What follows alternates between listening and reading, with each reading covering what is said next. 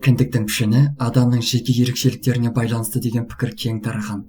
Бұл теорияның қаншалықты рас екенін жауаптарды тыңдап, тексеріп көріңіз. Ендеше суретке назар аударыңыз. Қай кіндік сіздің кіндігіңізге ұқсайды?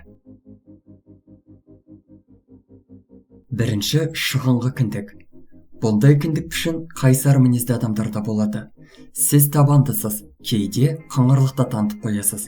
Алайда сіз өз пікіріңіз бен сенімдеріңізді, ақпарат пен ойларыңызды мұқият талдағаннан кейін ғана жасайсыз. Сіз назарда болғанды ұнатасыз. Сол себептен сүйіспеншілік пен сыйластық сіз үшін өте маңызды. 2. Ірі және терең орналасқан кіндік. Мұндай кіндік шексіз жомарт иесі, жүрегі кең адамдарға тән. Сіз отбасыңызға және жақындарыңызға өз қиыншылықтарыңыз туралы айтпайсыз. Сіз адамдарды басқару саласындағы маман болсаңыз, адамдарға өте жақсы қарайсыз. Себебі сіз өте ақылдысыз. 3. Кішкентай кіндік. Сіз құпияны сақтай отырып, басқа адамдардың минус жақтарын да байқайсыз. Сіз көп нәрсені бастан кешіргеннен кейін көп ашыла бермейсіз. 4. Домалақ пішін. Бұндай кіндік энергияға толы адамдарды бейнелейді.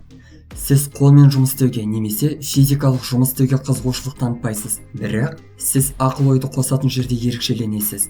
Сіз жалқау болсаңыз да ақылды адамсыз. 5.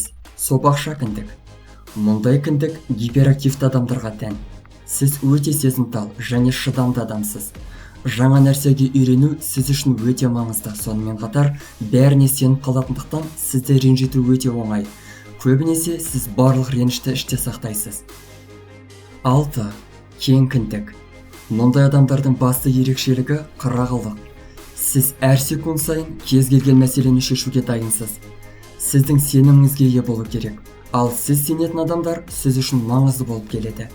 Сіз оларды қорғап, оларға қамқорлық танытасыз. Сіз адамдарды зерделегенді, олардың сізге деген көзқарасын зерттегенді жақсы көресіз. Сіздің басты өмірлік ұстанымыңыз, адамдар сізге қалай қараса, сіз де солай жауап бергенді жөн көресіз.